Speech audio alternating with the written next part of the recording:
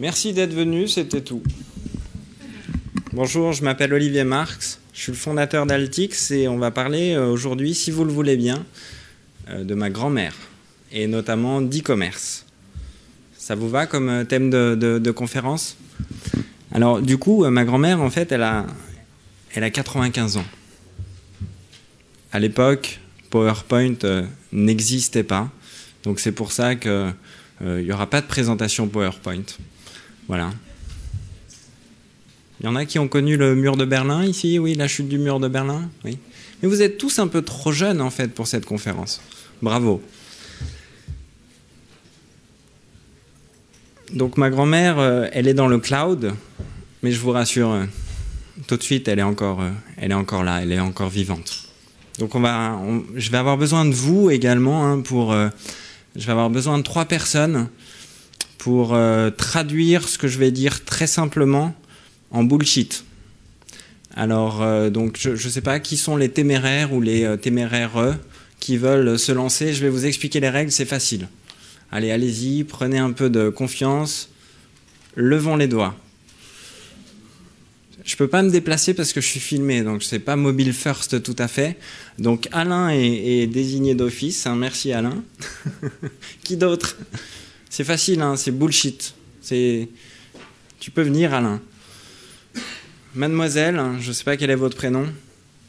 Venez Gaëlle. C'est la traduction. Et une 3e personne, donc on va prendre le côté féminin de la force. Parce que c'est les femmes, l'avenir de l'homme, on est d'accord. Personne ne se désigne. Bienvenue madame, mademoiselle peut-être. Je vous invite à venir là. Venez, venez. Dépêchez-vous, posez votre sac, il est très beau, rouge, c'est parfait. Vous allez traduire la conférence en langage bullshit. Donc les mots bullshit sont assez nombreux. Vous avez le droit à tous les langages informatiques, donc SAS, cloud, omnicanal, multicanal, et vous avez le droit de m'interrompre à tout moment en fait. C'est pour traduire mes propos qui vont être assez simples, hein, puisque je vous rappelle, ma grand-mère est dans le cloud et elle nous regarde, mais elle est vivante. Donc du coup, elle m'a demandé ce que c'était que l'e-commerce. Alors je lui ai dit, mamie, c'est de la bombe, baby. Donc l'e-commerce, c'est vraiment de la bombe parce que, donc c'est une businesswoman hein, quand même, ma grand-mère. Je ne vais pas vous raconter sa vie, mais c'est quand même pas mal. Et du coup, c'est 51 milliards d'euros hein, en France. Le chiffre d'affaires cette année de l'e-commerce, 51 milliards d'euros. Bon, un peu moins que la Chine, bien évidemment. Mais c'est quand même assez important. 35 millions de personnes achètent en ligne, hein, et il y en a qui ont plus de 70 ans également, hein, qui achètent en ligne, donc ça c'est plutôt pas mal.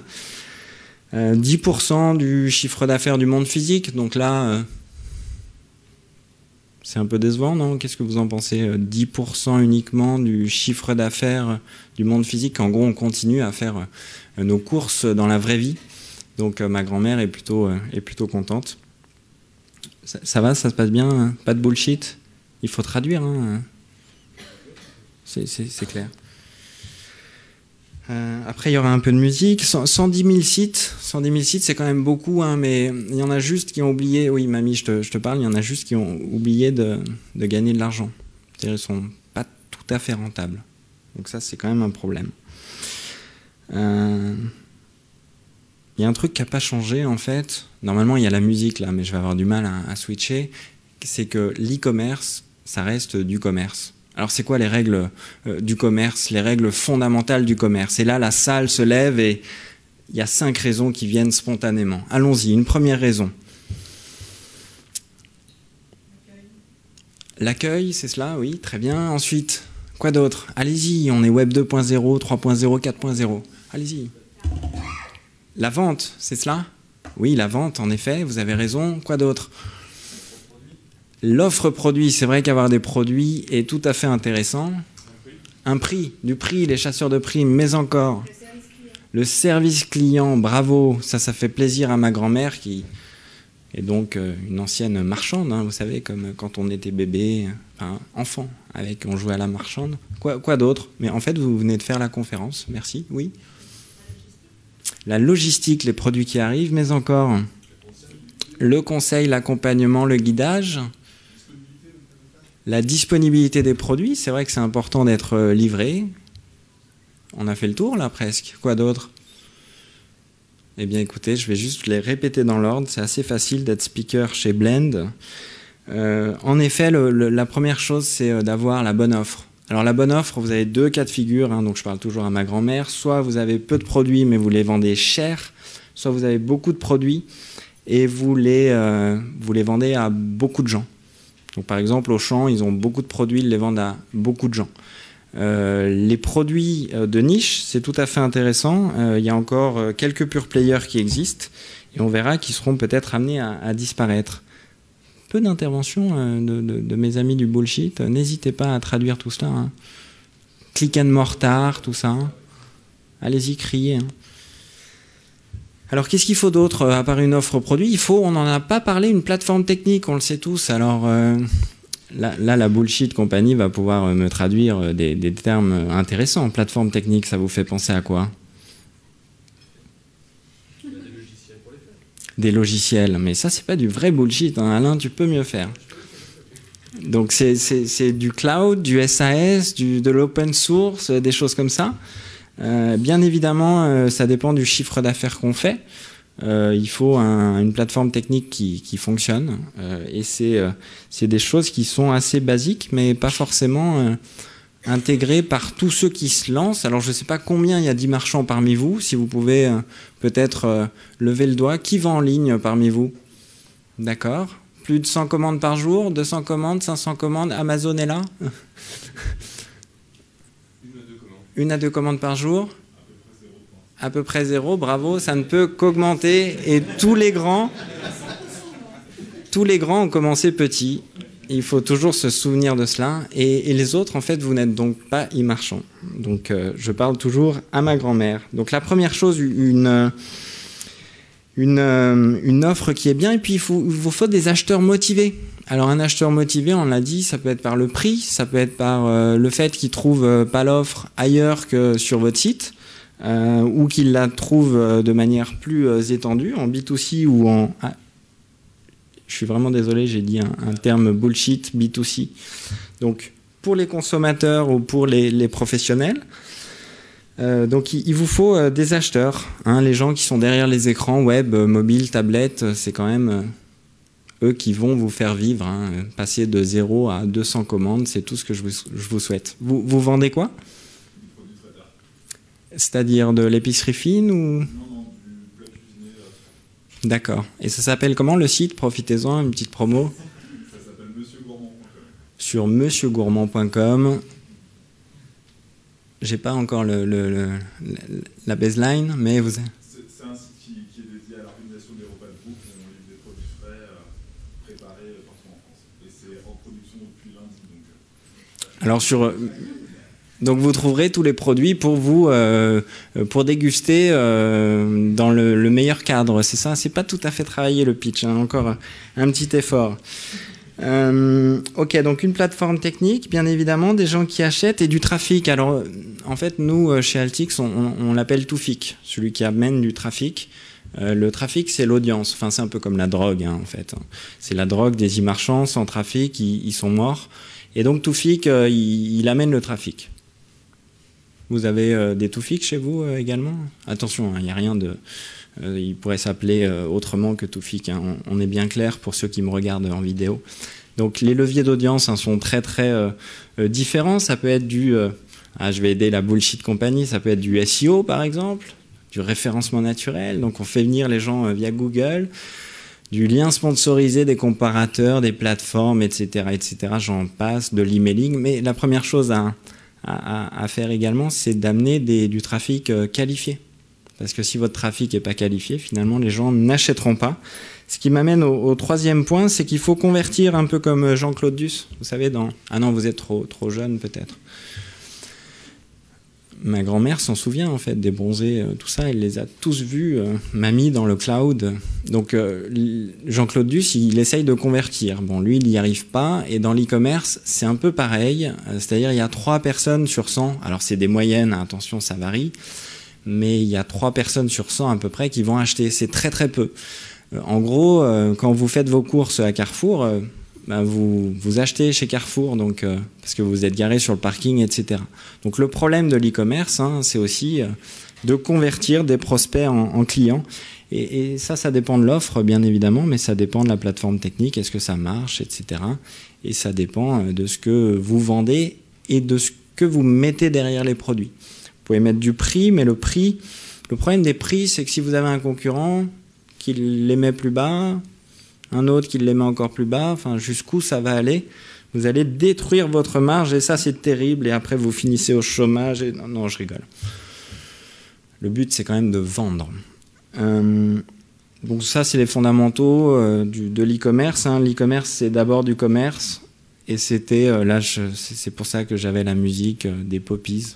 Non, rien n'a changé. Puisque l'e-commerce ne change pas le commerce. Je sais, c'est pas très drôle, mais bon. Alors, maintenant, c'est chaud, mamie. C'est super chaud, l'e-commerce. C'est-à-dire que, en fait... C'est un peu comme moi, j'arrive plus à lire mon iPhone, c'est écrit trop petit.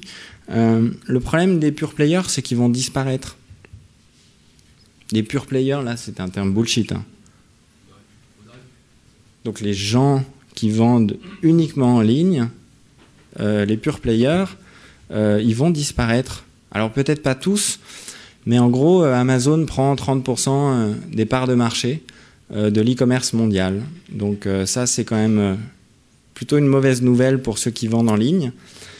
Ceux qui vendent de tout, parce que désormais, je ne l'ai pas dit, mais on achète de tout en ligne. Si vous avez besoin d'un portail, je peux vous donner le nom d'un site, Automatisme Online, qui vend des portails en ligne. On achète des chaussures. Ici, mon ami Boris de Spartou, j'achète français. Je ne suis pas allé sur Zalendo, qui fait 2 milliards d'euros de chiffre d'affaires. Zalendo, lancé il y a 4 ans, fait quand même 2 milliards d'euros. Pas de bullshit. Zalendo, c'est pas du bullshit. On fait pas la guerre, tout ça. Non, mamie, calme-toi, c'est bon. C'est la guerre avec les Allemands, c'est fini. Donc des pure players qui vont disparaître, Amazon qui va prendre de plus en plus de parts de marché, 30%, c'est tout à fait important. Et du coup, des acheteurs et des acheteuses qui ont de plus en plus le sentiment de pouvoir faire baisser les prix sur Internet et d'avoir un achat immédiat. Il faut savoir que je ne sais pas combien il y a de gens parmi vous qui sont sur Amazon et qui ont un compte premium ou qui achètent... alors une personne, qui achète sur Amazon parmi vous? Waouh! Là c'est pour la caméra, tout le monde a levé la main. Et vous achetez quoi sur Amazon? Tiens, criez fort. Des livres, mais quoi d'autre? Des couches pour bébé, pas cher, ouais. Diapers. Des cadeaux de Noël, vous êtes sûr d'être livré. Quoi d'autre? Les appareils électroniques. Ça va faire de la peine à mon ami Discounteo qui vend cela également. Quoi d'autre? Les livres que la Fnac n'a pas en stock. Les livres. Alors Tina Chiadorno, si tu entends cette remarque, je vais quand même la faire, parce qu'elle travaille à la Fnac. C'est les livres que la Fnac n'a pas en stock. Donc c'est mon ami Pierre Coll qui a dit ça. Tu peux le retrouver sur Twitter et éventuellement... merci Pierre. Quoi d'autre? Des pièces détachées pour iPhone. Donc vous avez vu, on pourrait continuer et finalement couvrir une large gamme de produits. La force d'Amazon, mamie, si tu arrives à suivre, mamie, quand même, tout ça, ouais, c'est le one click. En gros, ça c'est du bullshit. Mais c'est bon, ils se sont réveillés. Bravo. On peut les applaudir, parce que... Non, je veux dire, c'est quand même pas évident, surtout avec moi, de venir sur scène et tout, ils savent pas trop à quoi s'attendre. Donc le one click, c'est quand même une tuerie, parce que c'est une tuerie en plus qui est mobile, puisque vous pouvez acheter via mobile en un clic, donc vous pouvez écouter la radio et acheter le livre en même temps, ou ce que j'ai fait récemment, revenir de la salle de bain, voir que votre placard n'a pas assez de chaussettes et faire une commande en à peu près 10 secondes. J'ai fait une infidélité à archiduchesse.com, mon ami Patrice Cassard, qui, je crois, était conférencier à Blend. Donc on peut tout acheter sur Amazon, et ça, c'est un vrai risque pour tout le monde, parce que les pure players se retrouvent concurrencés par des gens qui savent livrer, comme l'a dit Madame, je crois, tout à l'heure, en disant qu'une des forces de l'e-commerce, c'était aussi de devoir livrer à temps. Pour ceux qui sont abonnés au compte premium, hein, vous commandez et vous êtes livré en moins d'un jour parfois. Donc parfois c'est le soir même. Donc c'est vraiment le principal inconvénient de l'e-commerce devient quasiment inexistant, puisque le principal inconvénient de l'e-commerce, hein, c'est de ne pas avoir le produit tout de suite. On l'a dit aussi pour Noël, c'est des choses qui sont tout à fait importantes. Voilà, donc ça c'était la pub pour Jeff Bezos. Donc t'as bien fait de lever plein d'argent, de ne pas être rentable pendant à peu près 15 ans et du coup de niquer tout le monde à la fin. Alors, c'est pas bullshit ça, hein, c'était à l'anglaise. Alors l'autre mauvaise nouvelle, c'est que sans fonds, j'aurais pu dire sans fric, sans argent, sans moyens, t'as plus rien. Bon, ça existait déjà dans la vraie vie, mais maintenant c'est vrai dans l'e-commerce. Si vous vous lancez et que vous n'avez pas d'argent, c'est pas évident en fait. On est en train vraiment de retrouver les mêmes niveaux d'investissement que dans une boutique physique, hein. C'est des investissements qui sont différents dans le trafic, dans la conversion, dans la plateforme technique, dans le service client, comme vous l'avez dit. Mais c'est des investissements qui sont comparables. Ça va, vous me maudissez pas trop d'être debout, tout ça, non ? Non, pas de bullshit. Je suis un peu déçu là. Franchement, je vais essayer de trouver autre chose. Donc du coup, pas d'argent, pas de bras, pas de chocolat, pas d'argent, pas d'e-commerce qui marche vraiment, sauf à attaquer une niche très très précise et inexploitée, ce qui devient rare en e-commerce. Sans magasin, t'es plus rien. C'est bien ça, sans magasin, t'es plus rien. C'est non, 7 pieds, ça fait rien du tout en fait. Donc ça c'est une autre grande tendance, hein, chère mamie, de l'e-commerce, c'est que si t'as pas de porte, de magasin, tu n'existes quasiment plus. Ou alors il faut être un pure player dans une niche. Ça veut dire, alors la preuve de ça, c'est que tout simplement les 15 premiers e-marchands aux États-Unis sont des retailers, donc sont des chaînes de magasins. Si vous faites rue de la République à Lyon ou les Champs-Élysées ou d'autres avenues plus commerçantes à Paris, vous allez pouvoir voir que toutes les marques se mettent à vendre en ligne. Pourquoi ? Parce que c'est tout à fait intéressant finalement d'utiliser le web pour attirer du trafic magasin. Exemple, des chaînes d'habillement comme Morgan, vous achetez et vous retirez en magasin. C'est forcément plus pratique si on se trompe, etc. Ça demande une logistique très très importante, mais c'est tout à fait une tendance de fond. Sans magasin, t'es plus rien. C'est un peu triste, mais du coup ça va avec sans argent, t'es pas content. Ah non, j'ai mis sans fond, t'es marrant. Si tu loupes le mobile, t'es débile. Voilà, rien à ajouter. Je peux pas me déplacer à cette conférence, je suis un peu triste. Non, je plaisante. Cette conférence est très très bien organisée. Le mobile est une tendance de fond. Pourquoi ? Parce que c'est la concurrence qui arrive partout. Une petite anecdote, vous achetez un jeu d'échecs pour votre fils de 8 ans au hasard, 8 ans et demi en fait, Robin. Si tu es à l'école et que tu me regardes sur le web, c'est que ta maîtresse te surveille pas. Et du coup, vous êtes dans le magasin et en même temps, vous regardez sur Amazon le prix de ce que vous allez acheter.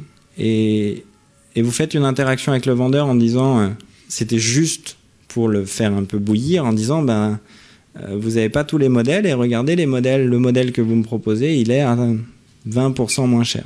Finalement, j'ai quand même acheté en magasin. Mais cet exemple montre bien la disruption qu'est le mobile. Le mobile...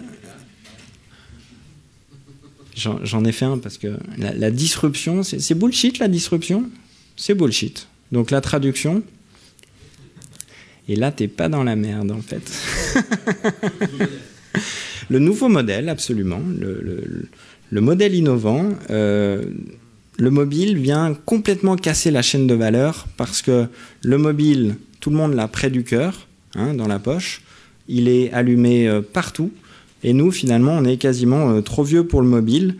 Et il apporte la concurrence dans votre lieu de vente ou juste avant votre lieu de vente. Et ça, c'est assez disruptif. Donc, si tu loupes le mobile, t'es débile.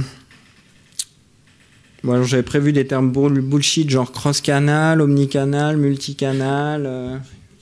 Il y en a d'autres, des canaux comme ça, non? Non, on a fait le tour. En gros, les gens sont des gens et ils achètent parfois dans la vraie vie, parfois dans le digital, sur web et mobile, mais au final, c'est des gens qui achètent. Après, ils achètent n'importe où. Alors ne partez pas parce qu'il y a encore des questions à vous poser. Et puis la troisième partie de cette conférence va être beaucoup plus sérieuse. C'est en 2018, cela va vite. Alors donc on est en train d'écrire un livre et je vais vous lire les premiers extraits. Ne vous endormez pas tout de suite. Donc Carlita et Hugolin mettent leur GoPro en marche et rejoignent le groupe devant l'Amazon Store au 10 rue de l'Arrêt. Alors, pour les Parisiens qui nous regardent, la rue de l'Arrêt, c'est la rue de la République et c'est la plus grande avenue de Lyon. Voilà, bon, c'est pas très grand, hein, mais bon, c'est quand même la plus grande. Non, c'est très grand, c'est très très grand. C'est beaucoup plus grand que le village où je suis né, 25 habitants et sans compter les vaches. Donc, ils sont devant l'Amazon Store au 10 rue de l'Arrêt. Vous avez retenu, hein, le 10. Donc l'objectif, observer les comportements d'achat de ces 8 femmes enceintes ayant leur premier enfant. Donc c'est des femmes enceintes, on peut les mimer, elles ont un gros ventre, on ne sait pas si c'est à 6 ou 7 mois. Et elles sont enceintes. Carlita et Hugolin divisent le groupe en deux et équipent chacun des lunettes eye tracking. Vous savez, c'est un peu comme les Google Glass, sauf que ça filme les yeux. Des lunettes eye tracking. Les deux groupes rentrent dans l'Amazon Store, et oui, parce que Amazon a ouvert des magasins depuis, enfin pas tout à fait des magasins, mais des choses qui permettent de commander.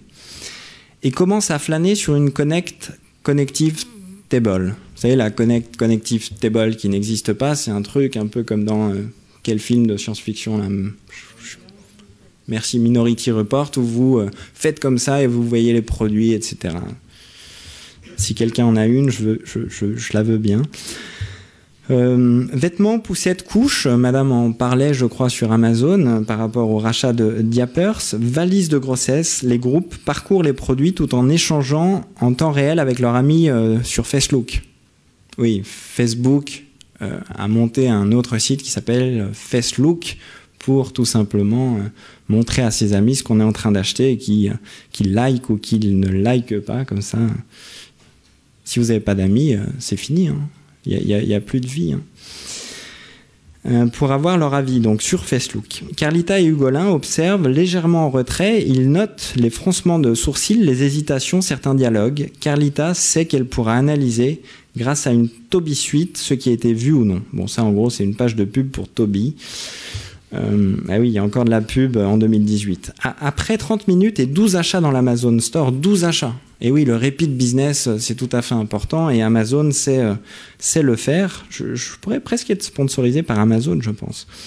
Les deux groupes sortent et se dirigent vers Verbaudet. Si vous voyez une ressemblance avec une chaîne existante, vous vous méprenez. Que ce soit clair, mes amis d'une enseigne connue. La vendeuse les accueille et les conseille, l'accueil dont vous parliez tout à l'heure. Mais très vite, le groupe sort. 6500 produits disponibles via le showroom connecté chez Verbaudet, mais impossible de connecter son compte G+. G+, Google+, c'est un peu bullshit, hein, mais c'est... Tout le monde connaît Google+, ou... Vous êtes parfait. Donc, pas de recommandation personnalisée. Laurette, jeune future maman de 25 ans, lâche. C'est l'ancien monde ici. Réplique terrible.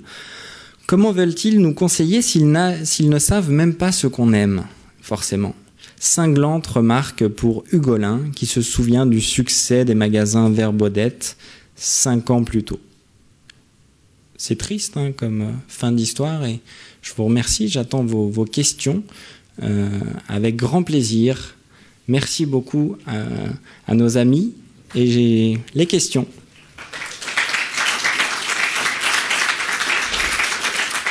Alors, une première question, dites-moi tout. Je ne peux pas bouger de mon... Vous voulez de la musique peut-être? Vous avez faim? Oui? Ton avis personnel sur le pourcentage des ventes en ligne en 2018 par rapport aux 10% d'aujourd'hui? Alors je pense qu'on sera... je pense qu'on mesurera plus du tout les mêmes indicateurs en fait. Le fait d'acheter dans le digital et dans le monde physique, où par exemple c'est l'effet drive, je commande en ligne et je vais chercher mes courses dans un point physique, fait qu'on ne peut pas savoir si c'est une vente digitale ou pas. C'est une vente qui commence dans le digital, qui finit dans la vraie vie. Donc je suis assez convaincu que tous les indicateurs qu'on a actuellement pour dire ça c'est du digital, ça c'est pas du digital, vont devenir obsolètes et que finalement ceux qui ne vendront pas également dans la sphère digitale ou la sphère numérique, c'est-à-dire sur web, mobile, tablette ou autre, disparaîtront. Parce que finalement on est des gens et on a besoin de plus en plus de canaux d'achat. Donc la frontière entre le digital et la vraie vie est en train de s'estomper. D'ailleurs, il suffit de prendre... J'étais à Barcelone, par exemple, ce week-end, et j'étais encore... je m'amusais à compter le nombre de gens qui étaient sur mobile autour de moi, dans un cercle très proche, et c'était assez incroyable. Tout le monde a une partie digitale.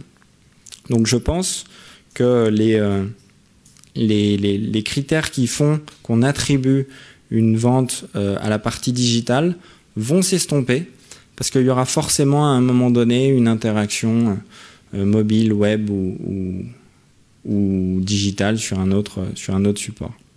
Voilà pour la réponse de Normand. Je ne sais pas si elle te convient. Oui? Quels impératifs tu vois dans les magasins pour vivre donc par rapport au web? Alors les impératifs de changement, c'est-à-dire actuellement on sait comment ils vont dans un magasin, on va avoir une vendeuse, un vendeur. Qu'est-ce qui va réellement changer? Parce que ça ne peut pas rester comme ça, parce qu'on parle du web to store et tout ça, mais en réalité c'est un tout, c'est ce que tu disais. Donc quelles implications va-t-il y avoir dans certains magasins? Comment tu vois les choses? Mais tout va changer en fait. D'ailleurs, les chaînes de magasins sont en train de complètement se réinventer. Elles ont parce qu'elles savent pas complètement comment aborder le digital. Donc bien sûr, par exemple chez King Jouet, vous pouvez commander en ligne, retirer dans les 90 minutes en magasin. Il y a pas mal d'enseignes aussi qui font ces allers-retours entre le digital et la vraie vie. Mais ce qui est clair, c'est que les chaînes de magasins vont même plus voir les visiteurs rentrer dans le magasin si elles ne font rien par rapport au digital. C'est-à-dire que la question, c'est pas est-ce que je dois digitaliser ma marque, est-ce que je dois digitaliser mon réseau de vente.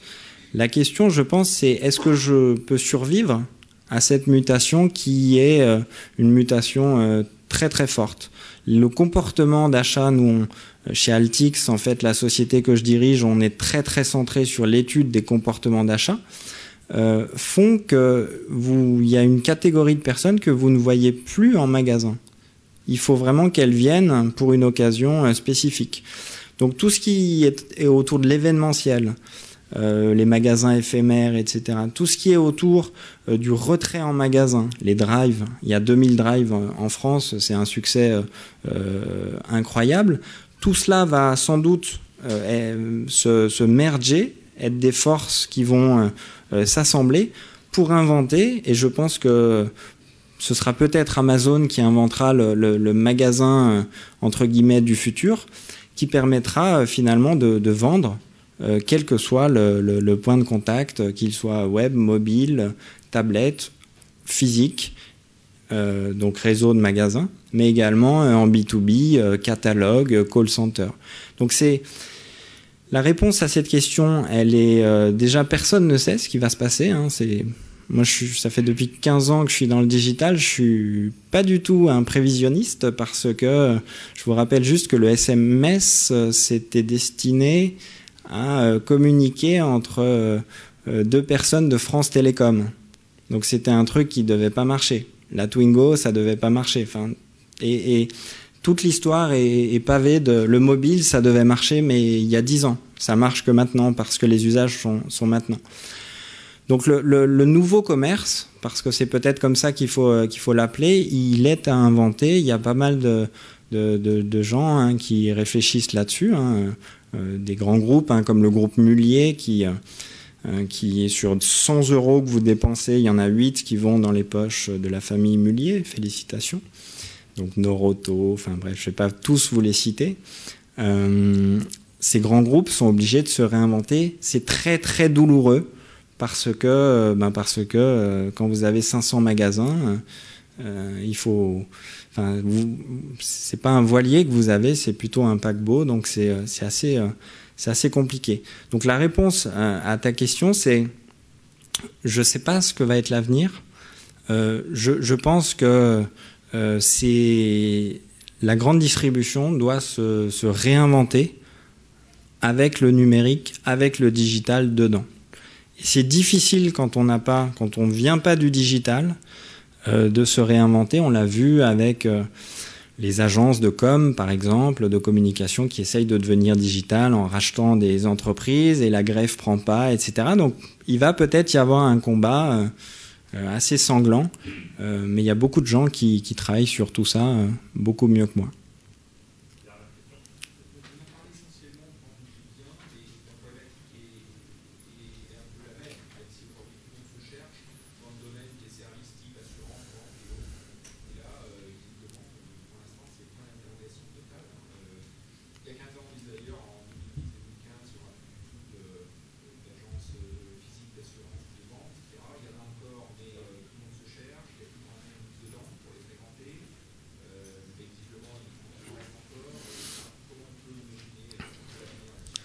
Alors l'avenir pour la banque assurance, pour l'instant, c'est un peu comme ça.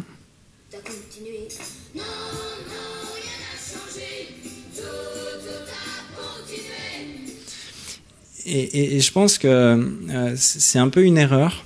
La difficulté quand vous êtes sur un business installé, c'est que si le business se déplace, il y a un bouquin d'Andy Grove qui est vachement bien là-dessus. Si votre business se déplace, il faut que vous vous déplaciez en même temps. Et quand vous avez des grands groupes, et la banque assurance, c'est des problématiques qui sont très complexes, vous ne pouvez pas faire ce mouvement stratégique aussi rapidement que vous le souhaiteriez, même si vous avez la vision stratégique. Des exemples très concrets. Avant-hier, une amie m'appelle, me dit « je suis chez LCL » et c'est une horreur, les comptes. Les comptes en ligne, c'est une horreur, je perds un temps fou.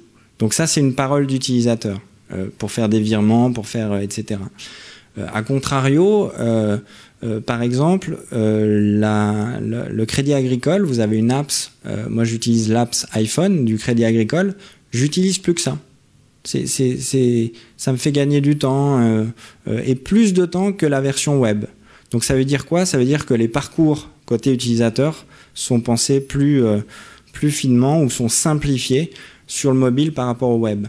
Ce qui est clair, c'est que, là je vais faire une contre-pub pour le Crédit Agricole par exemple, je suis vraiment désolé, c'est une très belle banque qui a de l'avenir par ailleurs, même si en Grèce, bon, les investissements n'ont pas été tous... Non mais on arrête là. Donc, moi, quand j'appelle mon banquier, je fais un 0800 je sais pas quoi, j'attends 1 minute 30, il y a quelqu'un qui me dit je vais vous passer le conseiller, tout ça parce que ils ont supprimé la ligne directe. Donc la réponse à cette question, c'est la même que finalement dans la grande distribution, c'est qu'on doit penser utilisateur final, on doit penser finalement client. C'est basique ce que je dis, mais mettez-vous dans la peau du client, faites des visites mystères, faites un virement via une app, faites un virement via le web et passez un coup de fil et regardez ce qui est le plus efficace. C'est une révolution mais c'est assez logique. Le digital a commencé par la pornographie en 97-98. C'est vrai que, comme dirait Marc Simoncini, il n'y a pas 15 domaines où il y a des besoins solvables. Donc la pornographie en est un. Ensuite, il y a eu le tourisme. Et puis au fur et à mesure, il y a le retail, il y a les services bancaires, il y a l'assurance aussi. Alors sur l'assurance, c'est assez particulier parce qu'il faut des éléments de confiance qui sont très précis. Et là encore, même réponse, il n'y aura pas un parcours de visite qui sera uniquement digital. C'est des allers-retours entre, par exemple, si je réserve mon assurance, je vais avoir besoin de signer un contrat et je vais avoir sans doute besoin d'avoir quelqu'un au téléphone un peu pour me réassurer finalement. Parce que signer en ligne comme ça un contrat d'assurance, bah, ça se fait encore pas beaucoup en France, ça se fait beaucoup plus en UK. Donc la réponse à cette question, c'est finalement, si j'avais un bullshit word à utiliser, c'est le multicanal. C'est le digital, oui, mais pas que. Donc c'est une bonne nouvelle aussi pour les vrais gens. Parce qu'en fait, la bonne nouvelle de tout ça, c'est que les gens, ils aiment les gens. C'est-à-dire, on aime avoir quelqu'un au bout du fil, on aime avoir quelqu'un qui résout sa problématique. Et toutes les réponses à cela sont pas forcément dans le web. Je prends juste peut-être une dernière question très courte. Ma réponse a été trop longue, pardon. Pierre? J'ai juste un complément d'information dans l'interpénétration du digital et du physique. Il y a aujourd'hui essentiellement des grandes distributions qui vont doter leurs vendeurs en magasin de tablettes pour pouvoir faire du shop to web. L'assortiment du magasin n'est pas forcément aussi large que celui du web. Le vendeur pourra quand même vendre au client un produit en le commandant lui avec le client à côté sur la plateforme de l'approvisionnement. Alors si ça vous intéresse, tu as tout à fait raison, Pierre. Vous pouvez aller pour les passionnés de sport dans les magasins Le Pape. Il y en a un où il y a cette expérience-là. Et cette expérience peut être soit guidée par un vendeur, soit autonome. C'est ce que les marketeurs appellent la digitalisation du point de vente.